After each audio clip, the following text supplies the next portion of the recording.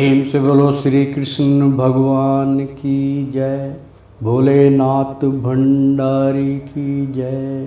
प्यारे भक्तों, मित्रों, एक बार बोल दो ना राधे राधे, कृष्णम कृष्णम। प्यारे मित्रों, आज छठवां धारावाहिक शुरू होने जा रहा है। कृपया ध्यान से सुनिएगा। पिछले एपिसोड में हमने आपको गिद्धराज पक्षी के बारे में बतलाया था कि एक बार वो भारतवर्ष का संपूर्ण काल लेके लुप्त हो चुका है। आगे की कथा आरंभ हो रही है, क्योंकि आप इस सत्य को झुठला नहीं सकते, वरना उनका सब कहीं ना कहीं तो जरूर मिलता।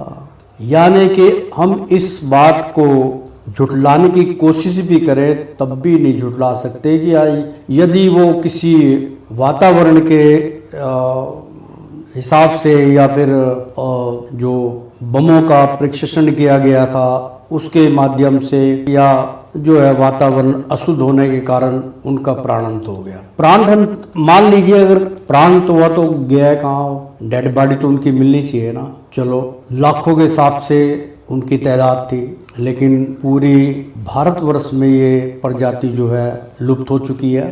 तो जो बतलाया वो सत्य है, वरना उनका सब कहीं ना कहीं जरूर मिलता। आप जानते हैं, एक छोटी चिड़िया जिसका नाम गौरैया है, वो भी अब लुप्त होती जा रही है। कहीं कहीं पर नजर आती है, वो भी सतयुग से हमारे साथ ही चलती जा रही है। इसका भी एक कारण है, क्योंकि इंसान को इंसान से प्रेम नहीं रहा तो जानवर का या पक्षियों से कैसे प्रेम होगा। गौरैया चिड़िया हमेशा आपके साथ साथ अपना बसेरा करती चली आ रही है। यह चिड़िया सतयुग से हमारे साथ चली आ रही है। यह वह चिड़िया है जिसने समुद्र को ललकारा था। यह भी कथा बड़ी प्रचलित है। एक बार मैं आपको रोशनी डालना चाह रहा हूँ इसके ऊपर, ध्यान से सुनिएगा कि उसी चिड़िया की मैं बात कर रहा हूँ जो गौरैया चिड़िया होती है, छोटी चिड़िया होती है, जिसकी प्रजाति अब खत्म हो रही है। यानी कि हो सकता है कि इस घोर कलयुग का भी अंत आ गया है। जो छोटे छोटे हमें चिन्ह दिखाई दे रहे हैं, ये मामूली बात नहीं है।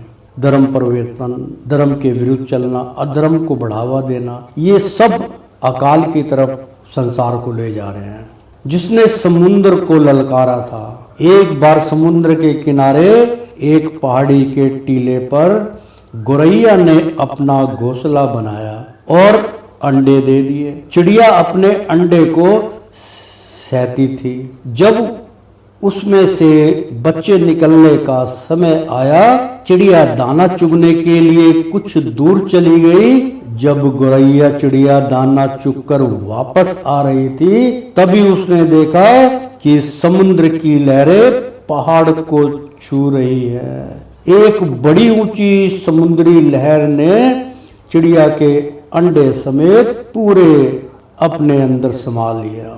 यानी कि पूरे घोंसला समेत अपने अंदर समुद्र ने समा लिया। यह देख चिड़िया बड़ी रोई, चिल्लाई और समुद्र को गुहार लगाकर अपनी भाषा में कह रही थी, हे समुद्र, आपके एक झोंके से मेरे अंडे आपके समुद्र में चले गए हैं, आप वापस कर दो। परंतु समुद्र ने चिड़िया की बात नहीं सुनी और समुद्र देवता बाहर आकर जोर जोर से हंसने लगे, जैसे प्राचीन काल में होता था कि समुद्र देवता भी बाहर आके आपके साथ वार्तालाप करते थे। यह देख गौरैया को क्रोध आ गया और उसने एक संकल्प लिया और समुद्र को उस छोटी सी चिड़िया ने ललकार कर कहा कि हे समुद्र, तुमने अपने अहंकार के वशीभूत होकर मेरा मजाक उड़ाया है। मैं संकल्प लेती हूँ कि तुझे मैं खाली करके अपने अंडे बच्चों की स्वयं रक्षा कर सकती हूँ। मुझे अब तुम्हारी एहसान की कोई आवश्यकता नहीं है। और चिड़िया ने उसी वक्त से समुद्र को उलझना शुरू कर दिया। वह एक एक बूंद मुंह में चोंच में भरकर लाती और बाहर फेंक देती थी। यह प्रक्रिया कई दिनों तक चलती रही। यहाँ तक हर प्राणी को एक महत्वपूर्ण संदेश देना चाहते हैं। तात्पर्य ये है कि एक छोटी सी चिड़िया ने बिना सोचे समझे इतना बड़ा संकल्प ले लिया। वो इस बात से अचेत थी, बेखबर थी कि इतना बड़ा समुद्र क्या मैं खाली कर सकती हूँ। यह युग भी बदल जाए और चिड़िया अनगिनत जन्म भी ले ले तो भी समुद्र खाली नहीं कर सकती। जब एक चिड़िया ने इतना बड़ा संकल्प ले सकती है तो प्राणी क्यों नहीं ले सकता। यदि इंसान चाहे तो एक चिड़िया से सीख तो सकता ही है, सीख तो ले सकता है और सहज ही इस भवसागर को पार कर सकता है। कर्म कीजिए, फल ऊपर बैठे नाथों के नाथ जरूर देंगे। जब चिड़ी के दिन तो क्या महीनों लग गए, परंतु चिड़िया ने अपनी हट ना छोड़ी। केवल उसके मन में एक ही संकल्प था कि मुझे अपने अंडे चाहिए, मुझे अपने बच्चे चाहिए। उसमें मेरे बच्चे पल रहे हैं और वह अपने इस कार्य में ऐसी जुटी कि भूख प्यास सोना जागना सब भूल गई। यह संकल्प देख देवता लोग भी थर थर कांपने लगे। सारे देवलोकों में हाहाकार मच गया। इंद्र का सिंहासन भी डगमगाने लगा। जब इंद्र ने घबरा कर देव दरबार लगाया, उस दरबार में इंद्र ने नारद को भी आमंत्रित किया। जब राजन के दरबार में महर्षि नारद उपस्थित हुए, नारायण नारायण कह के राजन को नारद मुनि का प्रणाम। मान सम्मान के साथ नारद को इंद्र ने कहा, आयुष्मान भवा महर्षि नारद, आइए विराजिए। नारायण नारायण क्या बात है राजन, बड़े भयभीत लग रहे हो। इस तरह अचानक बैठक का क्या कारण है।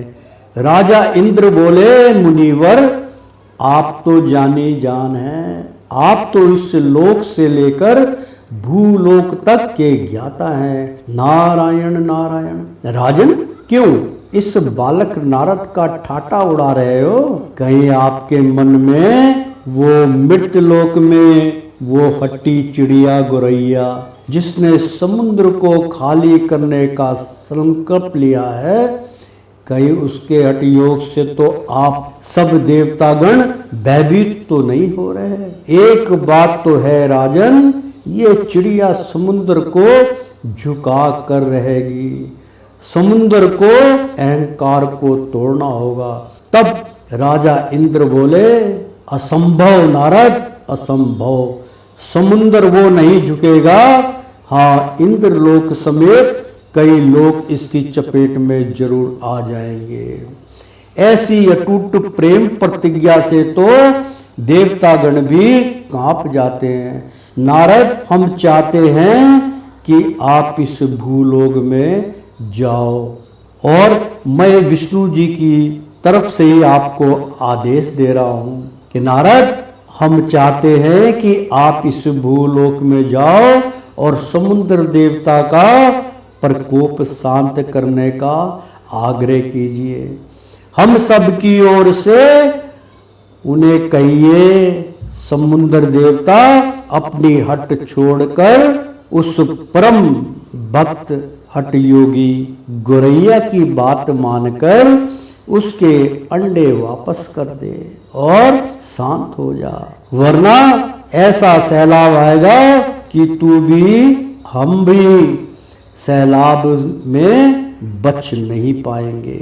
नारायण नारायण। जैसी आज्ञा राजा इंद्र। प्रणाम राजन। मैं इसी वक्त भूलोक में प्रस्थान करता हूँ। और महर्षि नारद समुद्र किनारे पहुंचे और गोरैया को प्रणाम किया और हट छोड़ने की बात कही। तत्पश्चात गौरैया ने जवाब देते हुए कहा, महर्षि नारद की जय हो। महर्षि नारद, यदि मैं अपना हट छोड़ दूं तो मेरे तो वंश ही नष्ट हो जाएंगे। आने वाले युगों में मेरा कोई अस्तित्व ही नहीं रह जाएगा। मेरा जोड़ा पहले ही समुद्र के सैलाब में बह गया। केवल मैं और मेरे बच्चे ही मेरे वंश की आखिरी निशानी है। महर्षि नारद, आप ही बतलाइए मैं क्या करूं। मैं अपने बच्चों की रक्षा के लिए बहते हुए समुद्र तट पर लड़ती रहूंगी जब तक मेरा प्राण अंत ना हो जाए। इतनी निष्ठा, अटूट प्रेम, भक्ति की हठ योग साधना को देख नारद मुनि भी चिड़िया की भक्ति से प्रेरित होकर भक्ति के दीवाने हुए और समुद्र को हाथ जोड़कर नारद दर्शन की अभिलाषा लिए समुद्र को पुकारने लगे। कुछ समय पश्चात समुद्र देवता समुद्र से बाहर आए और मुनिवर को नमन प्रणाम करते हुए कहा, कहिए नारद, क्या बात है जो आपको देवलोक से इस मृत्यु लोक में आना पड़ा और मुझे क्यों पुकारा। तत्पश्चात नारद धीमे स्वर में बड़ी नम्रता से बोले, हे समुद्र के राजा, समुद्र देवता, क्या आप इस चिड़िया गौरैया को देख रहे हैं। इसके अंडे आपके समुद्र तल में कहीं जाकर छुप गए हैं। कृपया इनके अंडे इन्हें वापस कर दो, वरना इस चिड़िया के हठ योग के कारण आपको बहुत बड़ी हानि हो सकती है। ये आपको खाली करने की ठान बैठी है। इसकी निष्ठा, भक्ति, प्रेम के कारण सारे देवलोकों में हाहाकार मचा हुआ है। मुझे देवराज इंद्र ने आपके पास भेजा है। यह सुनकर समुद्र देवता जोर जोर से ठाठा मारकर हंसने लगे। वहां इंद्रलोक के राजा इंद्र बड़े बलवान बनते हो और एक ना के बराबर एक मात्र चिड़िया से भयभीत हो गए। मैं किसी से नहीं डरता। आज्ञा कर रहे हो या आज्ञा दे रहे हो, जाकर कह दो। यह कहकर अनसुनी करके अहंकार के वशीभूत होकर समुद्र देवता अंतर ध्यान हुए और महर्षि नारद क्रोधित हो गए और क्रोधित होकर नारद पाताल लोक विष्णु जी के पास पहुंचे। नारायण नारायण नारायण। तब महालक्ष्मी ने कहा, आइए पुत्र नारद, कहो कैसे आना हुआ। सभी लोकों में कुशल मंगल तो है। महर्षि नारद दुखद अवस्था में बोले, माता लक्ष्मी, नारद का प्रणाम स्वीकार हो। विष्णु जी बोले, प्रणाम पुत्र नारद, क्या बात है। इतनी कठोरता से प्रणाम का क्या अर्थ। बेझिझक बोलिए, आपको दुखद देख मन में पीड़ा होती है। तब बड़े दर्द आवाज में नारद बोले, कुछ कुशल मंगल नहीं है देवी। स्वामी तनक भूलोक में ध्यान दीजिए। स्वामी, मैं बतलाता हूँ। हुआ यूं कि एक आपकी प्रिय चिड़िया गौरैया, जो गौरा पार्वती से उत्पन्न हुई थी, जो हमेशा भोलेनाथ की लटाओं में रहती थी, जो हमेशा माँ गौरी के अंग संग रहा करती थी, उनके वंश की रक्षा कीजिए प्रभु, उसे बचा लीजिए। गौरैया ने अपने अंडे समुद्र के किनारे एक टीले पर घोंसला बनाकर दिए थे। यह उसे भूखे प्यासे रहकर रोज सहती थी। जब अंडे में से बच्चे निकलने का समय आया तो समुद्र एक बड़ी लहर ने अंडों को अपने आहोश में ले लिया। यह देखकर गुरैया अति अंत दुखी हुई और वह भूखी प्यासी समुद्र देवता से रोज गुहार लगाती थी, परंतु समुद्र देवता ने एक ना सुनी और अहंकार में चूर होकर ये भी भूल गया कि इसी अहंकार की वजह से राक्षस गण और देवता गणों में भयंकर युद्ध हुआ था और पूरे समुद्र को मथ दिया गया था। प्रभु उस गौरैया ने भी हट कर लिया और एक कभी ना पूर्ण होने वाला संकल्प ले लिया।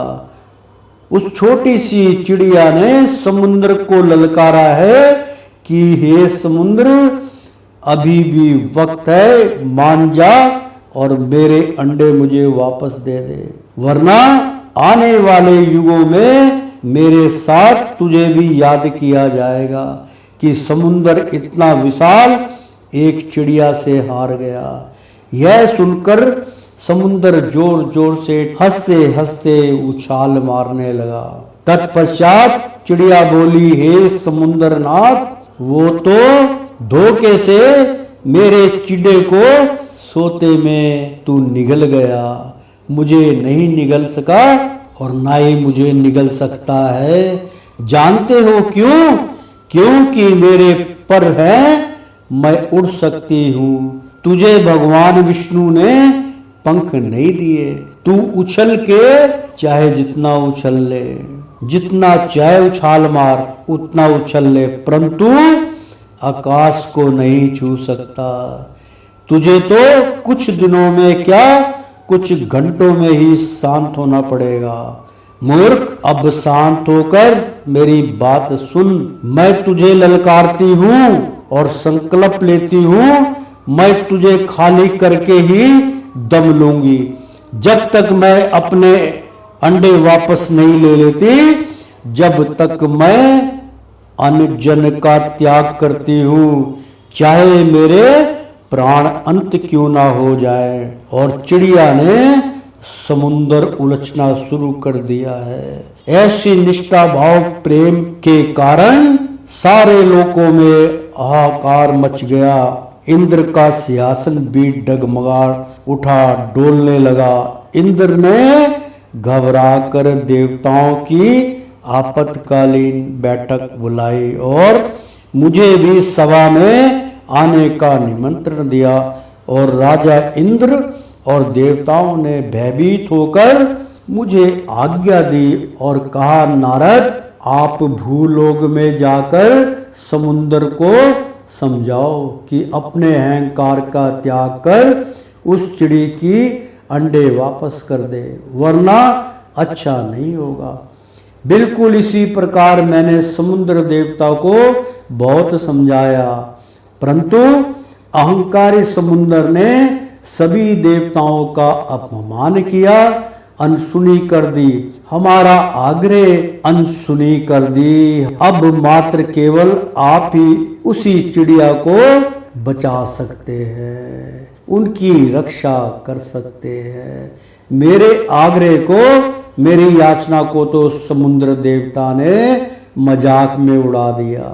यदि वो आपकी चिड़ी, जिसे आप बड़ा स्नेह प्रेम करते हैं, उसकी मृत्यु निश्चित है और उसकी हत्या का पाप आप पर लगेगा। नारायण नारायण नारायण। विष्णु भगवान क्रोधित हुए, ठहरो नारद, आप सभी देवताओं को आमंत्रित कीजिए, कहिए ये हमारा आदेश है और आप सब भूलोक समुद्र के किनारे जाकर एकत्र होइए। हम वहां पहुंचकर समुद्र देवता को पूरी समझाने की कोशिश करेंगे कि अपने अहम अहंकार को त्याग कर। विष्णु नारायण समस्त देवताओं के साथ समुद्र के तट पर पहुंचे और समुद्र देवता को शांत करने के लिए बड़ी नम्रता के साथ बोले, हे भूलोक के जलदाता, अपना अहंकार को त्याग कर हमारी शरण में आ जाओ और इस चिड़िया के अंडे वापस कर दो। समुंदर ने कोई उत्तर नहीं दिया। जब भगवान विष्णु बोले, समुद्र लगता है तुम समुंदर मथन प्रक्रिया को भूल गए। जब संपूर्ण समुद्र का जल थल एक कर दिया था तब भी समुद्र को कोई असर नहीं हुआ। जब भगवान विष्णु क्रोधित हुए और अपने गदे से समुद्र के ऊपर पहला वार किया, जब स्वर्गलोक में भूचाल आ गया, शिवलोक कैलाश पर्वत भी डामाडोल होने लगे, सभी लोकों में हाहाकार मच गया, त्राई त्राई माम करने लगे। पहले वार से आधा समुद्र खाली हो गया। भगवान विष्णु नारायण ने जब अपना पृथ्वी के भार के बराबर अपने गदे को दोबारा प्रहार करने के लिए उठाया तो समुद्र देवता भयभीत होकर अपने हाथों में चिड़िया के अंडे लिए समुद्र से बाहर निकला। त्राई माम कर भगवान विष्णु से क्षमा याचना करने लगा। क्षमा प्रभु विश्वनाथ, क्षमा, ये मैं चिड़ी के अंडे वापस ले आया हूं। प्रभु आपके दर्शनों के लिए इसके अलावा मेरे पास और कोई मार्ग नहीं था। प्रेम से बोलो श्री कृष्ण भगवान की जय। कि प्रभु के दर्शन करने के लिए कैसी कैसी रचनाओं को जन्म देना पड़ता है। इसलिए मुझे हठ योग अपनाना पड़ा। मैं और मेरे समुद्र प्राणी आपके दर्शन पाकर धन्य हो गए। अब भगवान विष्णु नारायण मुस्कुराए और शांत हुए और गुरैया को उसके अंडे वापस देकर वरदान दिया, हे मेरी प्यारी चिड़ी गुरैया, मैं तुम्हें वरदान देता हूं कि आने वाले युगों के अंतिम क्षण कलयुग तक तुम्हारा बसेरा मेरे भक्त प्राणियों के साथ रहेगा। यह वरदान देकर भगवान विष्णु नारायण समस्त देवताओं के साथ अंतर ध्यान हुए। इस कथा का तात्पर्य यह हुआ कि जब एक छोटी सी चिड़ी गोरैया ने अटूट संकल्प ले लिया कि वे समुद्र को खाली करके ही दम लेगी, यह उसको ज्ञात ना था कि वह समुद्र कभी भी खाली नहीं कर पाएगी। यदि उसको यह ज्ञात होता कि मैं समुद्र कभी नहीं खाली कर पाऊंगी तो यह संकल्प वह कभी नहीं लेती। इसलिए इस गोरैया से संसार के प्रत्येक प्राणी को सीख लेनी चाहिए कि वह निष्काम भाव निर्भय बिना स्वार्थ के हरि से जुड़ जाए। आप देखेंगे कि हरि नारायण सहज ही आपके हो जाएंगे और आप जब चाहे जब हरि दर्शन प्राप्त कर सकते हैं और अपने जीवन काल को बहुत अच्छे भली भांति सुंदर और निर्बल बना सकते हैं, यानी कि बलधारी बना सकते हैं, निर्बलता का त्याग कर सकते हैं। आज ऐसा घोर कलयुग आ गया है कि ऐसा व्यतीत होता है कि इस संसार का अंत आ गया है। पक्षियों से तो क्या, जानवरों से भी प्राणी को नफरत होने लगी है। तभी तो प्राणी गौ हत्या में चूर है। इस ग्रंथ के अंत में हम संपूर्ण रूप से इसका खुलासा करेंगे जो आज तक किसी ने नहीं किया होगा। हम इस भवसागर से पार होने का संपूर्ण मार्गदर्शन देंगे जो मिथ्या नहीं जाएगा, क्योंकि जो गौ हत्या की बात है वो सत्य से हम अवगत कराना चाहेंगे, तो उसका संपूर्ण विवरण करेंगे हम इस ग्रंथ के अंत में, जो आज तक किसी ने नहीं किया होगा। हम इस भवसागर से पार होने का संपूर्ण मार्गदर्शन देते रहेंगे जो मिथ्या नहीं जाएगा।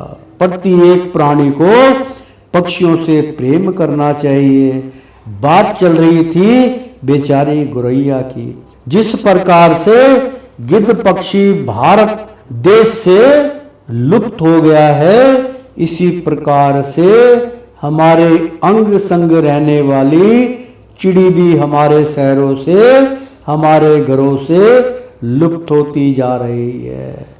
इस बात से यदि आप अचेत हैं तो जान लीजिए और समझ लीजिए कि जो पक्षी संत युग से हमारे साथ चला आ रहा है वो अचानक लुप्त क्यों होता जा रहा है, वो प्राणियों का संग क्यों छोड़ रहा है। कोई तो इसका राज है। हम इसका राज, इस राज का खुलासा करने जा रहे हैं। जिस घोर कलयुग में छल कपट झूठ फरेब हिंसा ईर्षा दोषरोपण प्रकोप क्रोध का तो मानो हद हो गई और प्रत्येक प्राणी इससे अचेत होता जा रहा है। जानते हो क्यों?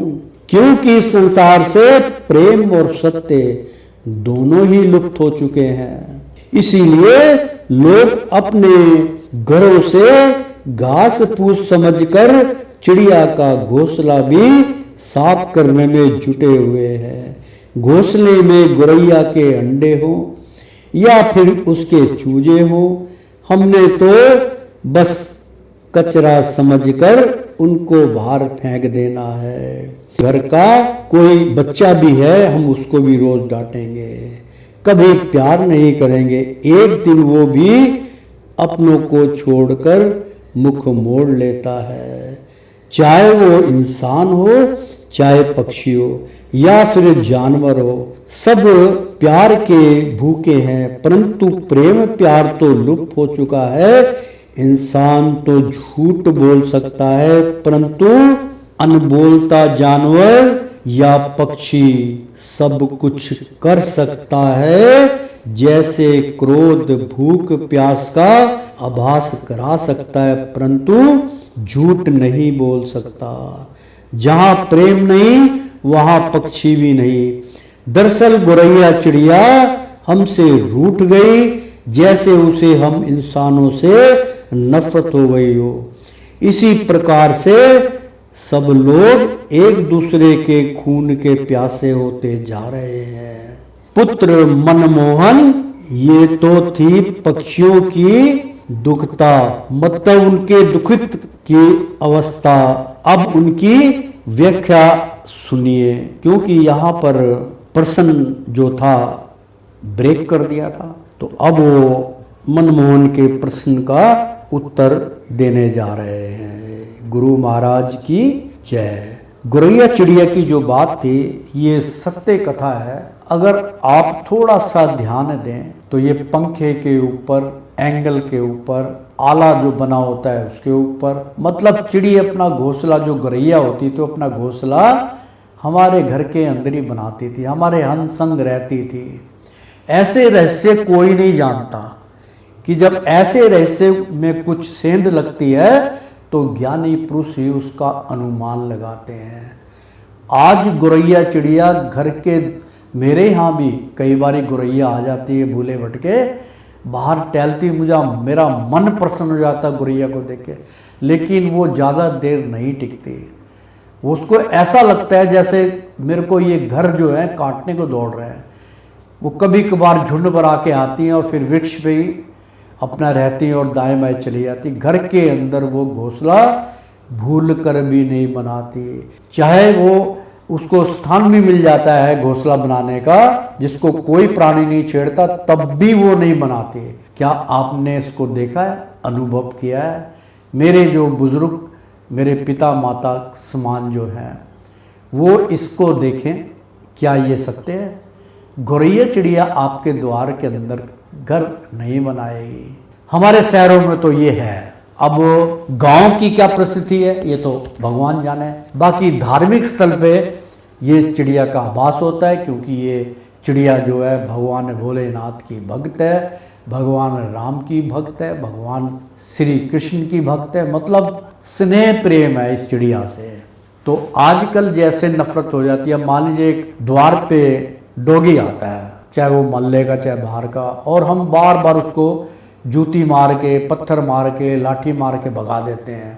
तो एक बार आप उसको गाली दे के भगाइए। जहां आपने 2, 4, 5, 10 दिन गाली दे के उसको भगाया, जिस दिन उसका नमक, अगर आपके घर का नमक खाया तो नमक हरामी नहीं करेगा, नमक हलाली करेगा। जब तक आपका उसको पता है मेरे को गाली दे रहा है मेरा मालिक, मेरे को जूता मार रहा है, मेरे को लाइक नहीं करता, मैं दुम हिलाता हूँ और मुझे धमका देता है, तो ये मत सोचिए कि उसको कुछ समझ में नहीं आ रहा है। वो संपूर्ण ज्ञानी है, दरवेश है, वो जानता है इस वक्त मुझे क्या करना है। लेकिन आपके घर का नमक खाया, जब तक उसका कर अदा नहीं करेगा, जब तक वो आपके जूते भी खाएगा। फिर एक दिन जब आपका कर चुकता हो जाएगा, वो आपसे इतनी नफरत करके चला जाएगा कि आपसे कोसों दूर चला जाएगा। और गलती से कभी आपके घर का कोई मालिक मिल गया जो उसको प्रेम करता था, वो उसको पुकारेगा नाम लेके, तो उसको चिपट जाएगा वो कि मेरा मालिक पुराना मिल गया है। उसके अंदर तत्पश्चात भी प्रेम रहता है। बिला के पुसला कर आप उसको अपने द्वार पे ले आओगे। जब भी आपके द्वार को देखेगा वो रुकेगा नहीं, बिना ब्रेक के भागता चला जाएगा। ये हमारा देखा हुआ वाक्य है। तो मित्रों, पक्षी हो चाहे जानवर हो, उनसे भी घृणा ना करके प्रेम करना सीखो। तो मनमोहन से गुरु महाराज कहने लगे, पुत्र मनमोहन, ये तो थी पक्षियों की दुख अवस्था। अब सुनिए, पक्षी जो है दक्षिण की तरफ क्यों रुख नहीं करते, यानी कि पक्षी दक्षिण की तरफ क्यों नहीं जाते। पक्षी केवल पूरब दिशा से उड़ते हैं, वो दक्षिण दिशा को छोड़कर बाकी तीनों दिशा में अपना भ्रमण करते हैं। पूरब, पश्चिम, उत्तर, दक्षिण में वो कभी नहीं जाते, क्योंकि आप इन चीज़ों से अचेत हैं। मेरे पुराने बुजुर्ग जो घर में आराम करते हैं, सुबह प्रातः काल उठते हैं, भजन कीर्तन करते हैं, उनसे मेरा निवेदन है, छत पे चढ़ जाइए, अपने आँखों से इस नज़ारे को देखिए, आपको बड़ा आनंद आएगा।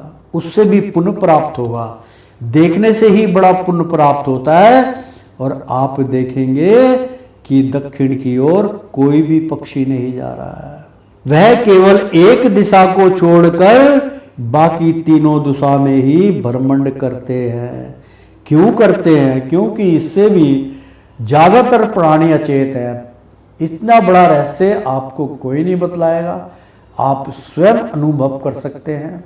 संध्या के टाइम में जब दोनों बेला मिलने का समय होता है, जब पक्षी अपने घर द्वार पे लौटता है, तो आप देखेंगे कि उत्तर की दिशा से, पश्चिम की दिशा से पक्षी उड़ता चला आ रहा है पूरब दिशा में। लेकिन आपको लगेगा कि संध्या की टाइम में दक्षिण की तरफ जा रहा है, लेकिन वो दक्षिण में नहीं जाता है। क्योंकि जब यहाँ से उड़ान भरता है सुबह, तो उसकी पीठ जो पूंछ होती है वो दक्षिण की दिशा में होती है, और अपना दाना पानी चुग के फिर वापसी आता है उसी राह पर। तो मतलब वह केवल एक दिशा को छोड़कर बाकी तीनों दिशा में ही भ्रमण क्यों करते हैं।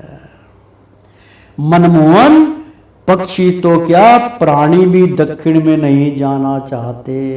अब प्राणी का प्राण अंत हो जाता है और उसका पार्थिव शरीर अंतिम संस्कार के लिए भूमि पर रखते हैं, तब भी मृत प्राणी का सिर जो है उत्तर दिशा में रखा जाता है और चरण दक्षिण दिशा में रखते हैं, और पार्थिव शरीर को 4 कंधे पर रखकर अंतिम यात्रा के लिए ले जाया जाता है।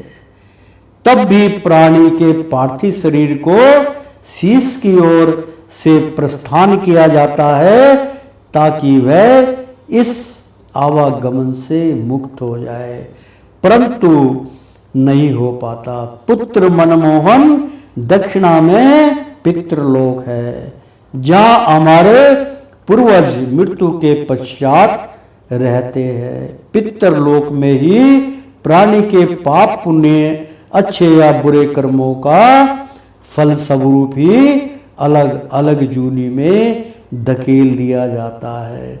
पितरलोक में जाने के पश्चात दूसरा जन्म निश्चित हो जाता है, चाहे वह जन्म 100 वर्ष बाद क्यों ना हो। दक्षिण दिशा के पितरलोक से ही प्रेत जूनी प्राप्त होती है। जो प्राणी ने कुछ अच्छे कर्म किए होते हैं या भजन कीर्तन करके अपने कर्मों का भोग पान करके आता है, तो उस प्राणी को पितरलोक में भी सुमरण भक्ति प्रदान होती है। वह पितरलोक में भी भजन करके अपनी प्रथम जूनी काट कर किसी अच्छे परिवार के यानी कि परिवार में जन्म ले लेता है, परंतु जीवन मृत्यु के आवागमन से मुक्त नहीं हो पाता। इसीलिए कोई भी प्राणी पितृलोक में नहीं जाना चाहता। मुक्ति का मार्ग बतलाने की हम आगे इसी पाठ्य में कोशिश करेंगे। ओ श्रीमन नारायण नारायण हरि हरि, ओ तेरी लीला सबसे न्यारी न्यारी, बोलो हरि हरि। तो श्रीमन नारायण नारायण हरि हरि, ओ श्रीमन नारायण नारायण हरि हरि। प्रेम से बोलो श्री कृष्ण भगवान की जय, भोलेनाथ की जय, मेरे प्यारे भक्तों की जय। हे मेरे प्यारे भक्तों, मेरे मित्रों, मैं आशा करता हूँ कि आपको प्रवचन में आनंद आ रहा होगा। तो ध्यान रखिए, आने वाले एपिसोडों में ऐसे ऐसे खुलासे होंगे कि आपके रोंगटे खड़े हो जाएंगे। उसमें ऐसी विद्याएं बतलाई जाएंगी कि आप कम समय में भी, जैसे सारी जिंदगी आपने खाने पीने स्वार्थ में गुजार दी, परंतु अंत आपका कैसे सुधरे। अंत में भगवान किसी अच्छे स्थान पे आपको, अच्छे युग में आपको, किसी भी परलोक में आपको स्थान मिले और आत्मा आपकी ना भटके, आत्मा आपकी शांत होके परमात्मा के शरणागत में चली जाए। ऐसी ऐसी अनमोल वाणियों का आनंद आपको अगले एपिसोड में मिलता रहेगा। तो भगवान श्री कृष्ण की तरफ से आप सबको सादर प्रणाम। आयुष्मान भवा।